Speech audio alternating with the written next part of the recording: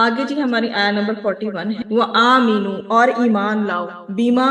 اس پر جو انزلتو نازل کیا میں نے، مصدقن تصدیق کرنے والا ہے، لما اس کے لیے جو معاکم تمہارے پاس، ولا اور نہ تکونو تم ہو جاؤ اولا سب سے پہلا، کافرن انکار کرنے والا، بھی اس کا، ولا اور نہ تشتارو تم لو بھی آیاتی میری آیات کے بدلے، ثمنن قیمت، قلیلن تھوڑی، و ایایا اور صرف مجھ ہی سے، فتقون پس ڈرو مجھ سے، اور جو کتاب میں نے نازل کی ہے اس پر ایمان لاؤ، یہ تصدیق کرتی ہے اس تورات کی جو تمہارے پاس ہے، اور تم اس قرآن کا سب سے پہلے انکار کرنے والے نہ بنو، اور میری آیتوں میں تحریف کر کے ان کے بدلے تھوڑی سی قیمت مطلب دنیاوی فائدہ حاصل نہ کرو، اور مجھ ہی سے ڈرو۔ آپ کے سامنے اس آیت میں جو ہے آیا نمبر 41 میں دیکھیے کافرون، کافر، ٹھیک ہے جی، کافر جو ہے کافارا سے ہے، انکار کرنے والا، بلکہ اس سے پہلے بھی ہمارے پاس کچھ دو تین الفاظ ہیں، پہلے ان کو دیکھتے ہیں، انزلتو کو دیکھیے پہلے،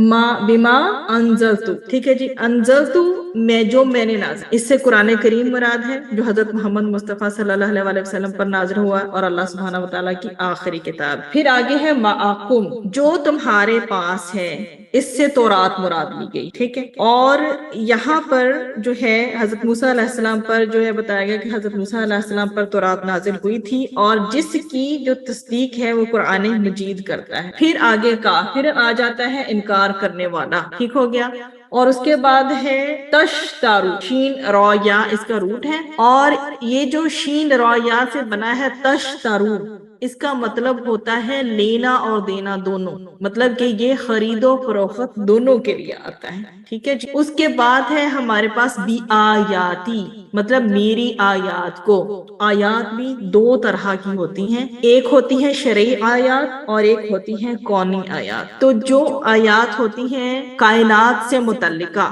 سورج، چاند، پہاڑ،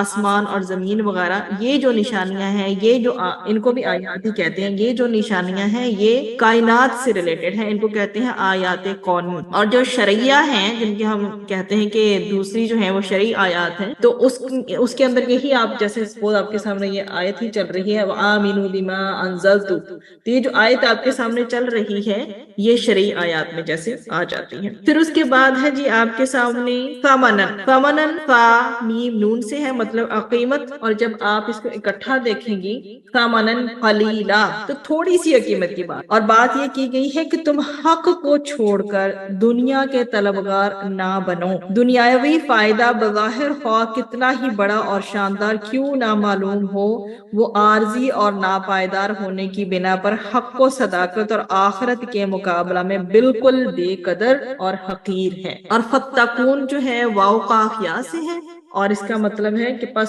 صرف مجھ سے ہی ڈرو۔ اب اس آیت کا تھوڑا سا شان نزول دیکھتے ہیں۔ یہود کے جو عالم اور رئیس تھے نا، یہود کے عالموں اور رئیسوں کو جاہلوں اور عام آدمیوں سے بہت آمدنی ہوتی، انہوں نے ان بیچاروں سے باقاعدہ اینولی سالانہ طور پر وظیفہ مقرر کر رکھا تھا، اور وہ ان کے ہر قسم کے مال میں سے، جس میں کہ کھیت، مویشی اور نقد، مطلب ساری جو بھی ہینڈسم اماؤنٹ ہوتی ہے، سب چیزیں شامل حصہ لیتے تھے۔ جب اسلام کی روشنی پھیلنے لگی تو ان کو یہ خیال ہوا کہ اگر ہم نے محمد مصطفیٰ صلی اللہ علیہ وسلم کی تعریف بیان کر دی اور ان کی اتباع کی، ان کو فالو کیا، تو ہماری یہ ساری کی ساری انکم جو ہے نا ہمارے ہاتھ سے چلی جائے گی۔ اس لیے انہوں نے دنیا کو دین پر ترجیح دی اور دین کو چھوڑ، اور تورات میں تحریف کر کے آپ صلی اللہ علیہ وسلم کے اسم مبارک کو محو کر دیا۔ اس پر یہ آیت نازل۔ اس میں جب ایکسپلینیشن ہم آگے دیکھتے ہیں تو عہد کا پورا کرنا یہ ہے کہ تم اس نبی حضرت محمد مصطفیٰ صلی اللہ علیہ وسلم اور اس قرآن پر ایمان لاؤ جسے محمد صلی اللہ علیہ وسلم لے کر آئے۔ یہ قرآن تورات اور انجیل اور دیگر انبیاء کی کتب کی تصدیق کرتا ہے،